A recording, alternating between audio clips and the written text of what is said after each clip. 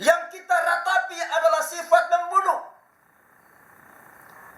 Maunya menang sendiri, yang mengandalkan kekuatan sendiri tanpa berdoa kepada Tuhan sungguh-sungguh. Itu yang harus diratapi, itu yang harus didukakan. Berduka cita karena kehidupan kita yang malang tadi. Lalu kamu membunuh. Nah, kata membunuh ini tidak hanya saja dengan pedang atau dengan pisau kita tusuk orang sampai mati, tetapi dengan perkataan kita buang isu, kita menceritakan kebusukan orang lain, kita sudah membunuh dengan perkataan. Tadi saya katakan, dalam mencapai suara yang terbanyak, mereka bangun isu. Jangan pilih dia ini, karena dia ini begini-begini. Mereka isukan yang tidak sebenarnya yang dilakukan. Untuk apa? Untuk mereka mencapai satu tujuan. Jadi isu itu merupakan jembatan mereka bertemu atau pergi ke tempat di mana mereka tuju. Sekali lagi, ayat 2 sangat luar biasa. Kamu mengingini sesuatu, tetapi kamu tidak memperoleh apa-apa, lalu kamu membunuh. Tadi membunuh dengan perkataan, kamu iri hati, tetapi kamu tidak mencapai tujuanmu.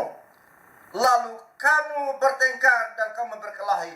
Kamu tidak memperoleh apa-apa karena kamu tidak berdoa. Itu alasan. Dalam kita memimpikan sesuatu, itu hal yang wajar. Tetapi dikala tujuan kita, apa yang kita mimpikan itu belum terjadi, jangan salahkan orang lain. Kadang-kadang kita menyalahkan orang lain. Dan itu banyak terjadi.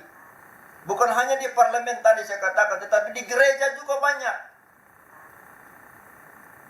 Kalau ada seseorang yang dia hebat memain musik, lalu ada yang lain juga bisa memain musik, lalu iri hatinya muncul, kenapa dia terus yang memain musik? Saya kan bisa juga. Dia tidak berdoa kepada Tuhan supaya dia dipakai Tuhan, tetapi dia iri hati dengan orang ini. Dia mulai cari perhatian kepada pemimpin supaya dia disingkirkan, temannya disingkirkan supaya dia bisa naik. Nah, di balik altar itu sebenarnya roh kesombongan besar. Nah, kalau kita tidak hati-hati, itu bahaya. Itu sudah sudah tidak lama lagi kita akan jatuh. Karena kalau kita berada di balik mimbar, sebenarnya itu adalah kepercayaan daripada Tuhan dan tidak semua orang dapat miliki itu. Hanya segelintir kecil yang Tuhan pakai adalah orang-orang yang mencintai Tuhan, yang mengabdikan diri kepada Tuhan sungguh-sungguh untuk melayani Tuhan. Nah, saudara, ayat yang ketiga, atau kamu berdoa juga tetapi kamu tidak menerima apa-apa karena kamu salah berdoa. Sebab yang kamu minta itu hendaklah kamu habiskan untuk memuaskan hawa nafsumu.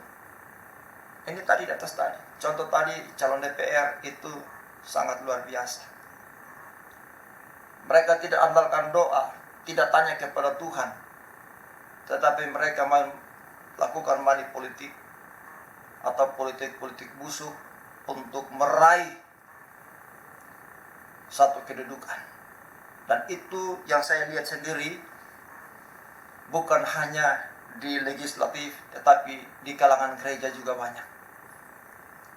Mau jadi kita wilayah, cari perhatian kepada orang-orang. Mau jadi ketua daerah, mulai cari dukungan. Kamu mau apa? Nanti saya sumbang ini. Kamu kekurangan apa? Nanti saya beli. Saudara, hari ini kalau itu terjadi dalam kehidupan kita, kita bertobat. Karena sesungguhnya jabatan itu adalah pemberian Tuhan dan milik Tuhan. Suka-sukanya Tuhan dia kasih sama siapa. Beberapa belakangan hari ini saya direkrut supaya saya bisa jadi sekretaris daerah, khususnya di Gereja Sidang Jemaat Allah Maluku Utara. Saya katakan, kalau Tuhan pakai saya siap. Tetapi sistemnya tidak seperti dulu.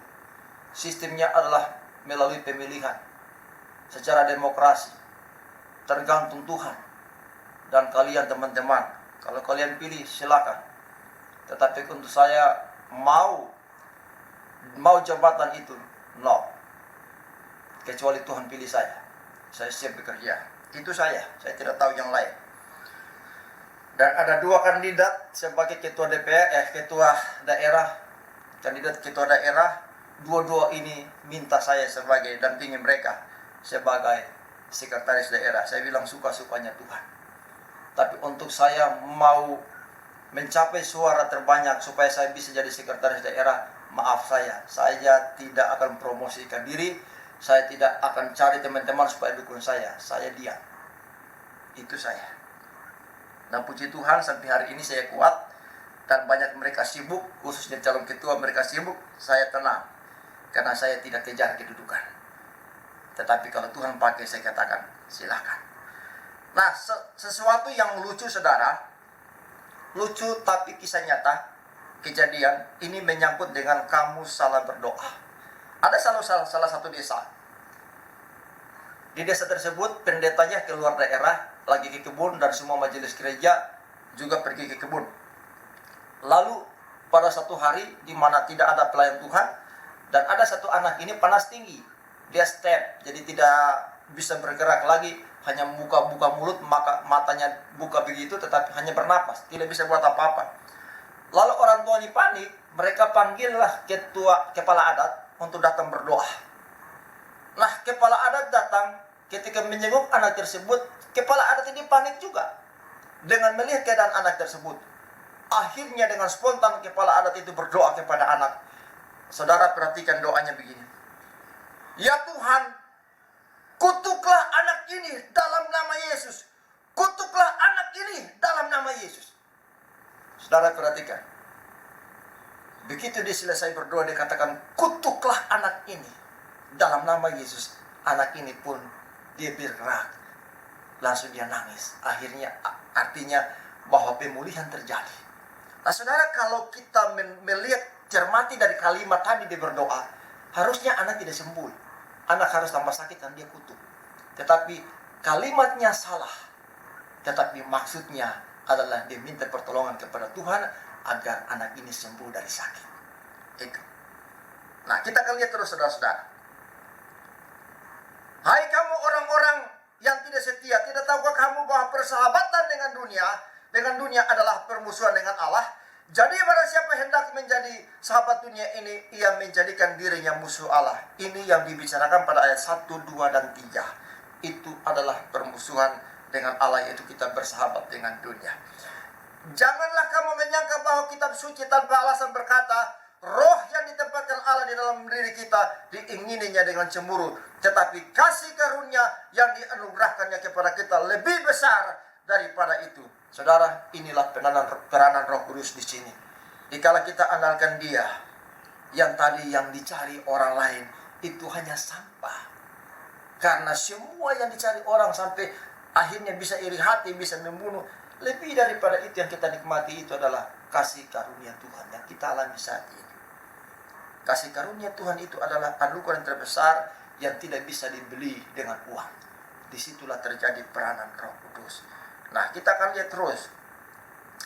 Karena itu ia berkata, karena itu ia katakan Allah menentang orang yang congkak tetapi mengasihani orang yang rendah hati. Karena itu tunduklah kepada Allah dan lawanlah iblis, maka ia akan lari daripadamu. Mendekatlah kepada Allah dan ia akan mendekat kepadamu. Tahirkanlah tanganmu, hai kamu orang-orang berdosa, dan sucikanlah hatimu, hai kamu yang mendua hati. Sadarilah kemalanganmu, berdukacitalah dan merataplah. Hendaklah tertawamu kamu ganti dengan ratap, dan sukacitamu dengan dukacita. Ada pertobatan, saudara. Di sini dijelaskan, mendekatlah kepada Allah dan ia akan mendekat kepadamu. Tahirkanlah tanganmu, hai kamu orang-orang berdosa, dan sucikanlah hatimu, hai kamu yang mendua hati. Sadarilah kemalanganmu, berdukacita dan merataplah. Hendaklah tertawamu kamu ganti dengan ratap, dan sukacitamu dengan dukacita. Apa yang kita ratapi? Apa yang kita dukakan? Saudara, yang kita ratapi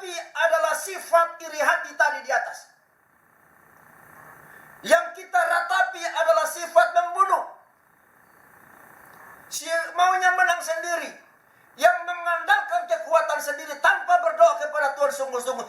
Itu yang harus diratapi. Itu yang harus didukakan. Berduka cita karena kehidupan kita yang malang tadi, yang hanya mementingkan kepentingan sendiri. Tidak senang dengan orang duduk di parlemen. Maunya kita, kalau kita tidak capai, kita membunuh, kita iri hati. Itu yang sifat-sifat itu yang harus kita ratapi, supaya kita mendapatkan satu sukacita daripada Tuhan. Disitulah terjadi pemulihan, disitulah terjadi rekonsiliasi. Amin. Semoga kita dikuatkan, kita tetap rendah hati, kita tetap kuat.